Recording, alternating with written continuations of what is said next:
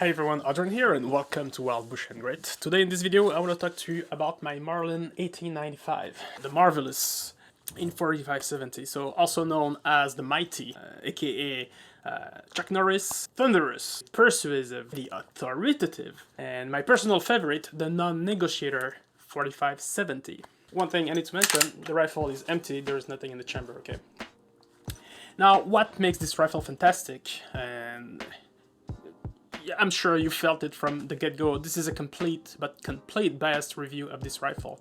I'm not trying to hide the fact that I'm completely enamored with this one here, in this specific caliber, and it's my go-to rifle for deer, black bear, moose. This is the one that I bring. Now, we all know that there is no such things as the perfect hunting rifle, okay? But I'm a firm believer that there is the close to perfect rifle to how you want to do things. Okay, and there's a small nuances here. So, of course, you will not find one rifle that would fit everything for everyone, but based on your style, based on your geographical location and how you hunt, you might find something that is pretty close to your personal needs. And me, with this rifle, I find like it has everything that I would have wanted in the rifle. So the first thing is it's a short rifle, and I need to say it straight from the get-go is I do not hunt from blinds or from tree stands. I don't like, it's not for me. I don't like it. I find it physically hurts my body to sit in a blind in a tree stand for like hours waiting for something to happen. I just can't. I need to walk. I need to cover distance. And my favorite way, like, you know, I spot and stalk. That's how I hunt. Therefore, weight is somehow a concern, of course, but more the length of the rifle is more of a concern than the weight. And I'll come to this.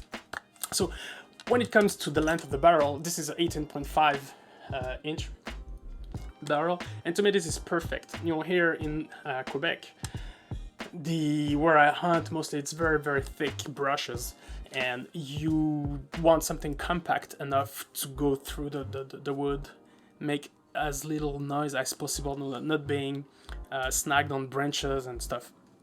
So having a short barrel definitely is an advantage. A shorter barrel also potentially means lighter weight, but this is not a light rifle.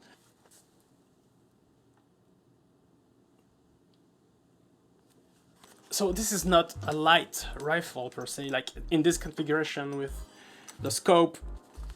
Right now I'm at 9 pounds, and when I hunt I usually add also some extra cartridges here on the rifle pouch in the back. But to me, you know, that 9 pound it's okay. Some people would probably want something lighter, you know, like a 6, 5.5, or maybe 5 pounds if possible. But it's not a light rifle to carry. But that being said, to me, I can manage that 9 pounds.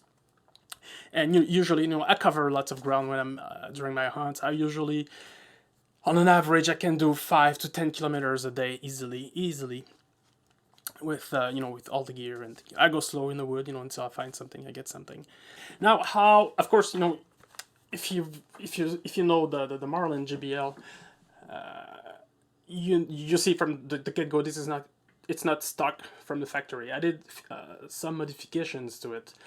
The first thing I did was to add an excess lever rail on it with some ghost strings, and I also added a scope. It's a scout scope, long eye relief, so when I'm in position, you know, like I have a good distance from the scope to my eyes, and this actually allows me to have very fast acquisition on targets. You know, again, I'm spotting and stalking, so I'm working slowly through the wood until, especially deer, you know how spooky they are. You have to be very quick in terms of reflexes to spot them, aim, and be able to shoot them.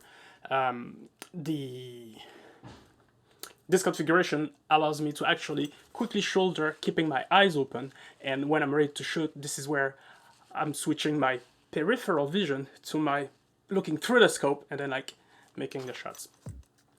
Now, what I like to do is to add a few extra ammo here on the rifle pouch, and this gives me, yes, it does add a little bit of weight, but it also help controlling the recoil of that rifle. You know, this with my hand loads in 300 grain, I have approximately, is it 22, 23 pounds?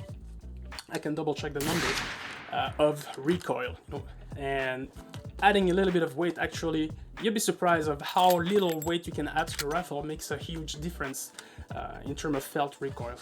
For an average, you know, if for comparative, an AR-15 in 223 will approximately push 3 pounds of recoil. So that gives you a ground for comparison. What's that 23 could feel like? And it's by no means a 300 Win Mag, that's for sure. So, two myths about the 4570 is the first one, you destroy your meat. Not true at all. You'd be surprised at how small the holes of the 4570 is compared to some other caliber rifles. You know, my friends are shooting with 30-06, for example, or 270, and we did some comparison. I can show here the comparison in terms of bullet cavity, and the 4570 creates the least amount of damage on meat. You know, you can eat everything right up to the bullet hole. And depending on the type of bullet, of course, you know, the damage to the internal tissue is going to be different. Me personally, I love Barnes TSX, and I had like great experience with these bullets. What else can I talk about? Okay, yes, so I have a rifle pouch here, and that rifle pouch, usually I will use a sling. I use a 3-point sling system from the bottom to the side of this rifle. Through the wood, I do not carry my rifle, you know, like on a typical hunting way, you know, like with sling over the shoulder and the rifle on the back. No, I usually carry it in front of me like this with the 3-point system, and the rifle always hang in front of me. The reason is I don't hunt from blinds, I don't hunt in a tree stand, I hunt walking through the woods, and I need support. You know, I can't, it's a 9-pound rifle, right? And carrying this rifle with your arm for like hours while you're hiking, like, you know, 5-10 kilometers a day, it's very heavy. So I need to rely on something else to kind of support that weight on me. But I also need that rifle to be on the ready, because I don't know when, you know, what's gonna happen when. So I need to be able, I'll keep my hand here. You know, sometimes I'll keep some finger inside the big loop here, and I'll just move like that. So no pressure on my arm. This one is just nicely tucked here. I will control the swaying with my other hand here, but the weight of the rifle is actually supported by the sling. And when I'm ready, this is where I can come in, okay? Now, one modification that I've done that you probably will not notice if I am not pointing it out is this is not the original trigger. This trigger is from Ranger Point Precision. One of the reasons actually I changed the trigger was came from the factory with a trigger flop, and that kind of annoyed me. It wasn't, you know, it was still working fine, but I think the trigger flop plus the fact that it was such heavy, such a hard trigger to pull, made me change for something a little bit lighter and no more flop when the rifle moves. My ghost ring is zeroed at 100 meter, so if anything were to happen to the scope, I banged it, it fell, whatever, you know, whatever the reason, I can just take it out and rely on the ghost ring, and this is zeroed at 100, and I know where my bullet hit. A little bit of paracord work here, always nice, you know, to have a smooth feeling on the lever itself when you operate it, you know. So you're probably watching this video in hope to make up your mind, you know, on which rifle to get for your deer or bear hunting season, or you already made your purchase and you're looking for a confirmation. Well, I am completely, and again, this is a completely biased review of this rifle, and based on the simple fact that I've used it on many hunts and I love it. I like the style, I like the handling of it, I like how easy it is to maintain, and I also like all the the aftermarket, you know, how you can customize this rifle. You know, I kept it fairly simple. Yes, you know, some purists will say, no, you don't add a scope. I use the bullhorn sights that came with it. But yeah, you know, about this, you'll get a lot of frowning.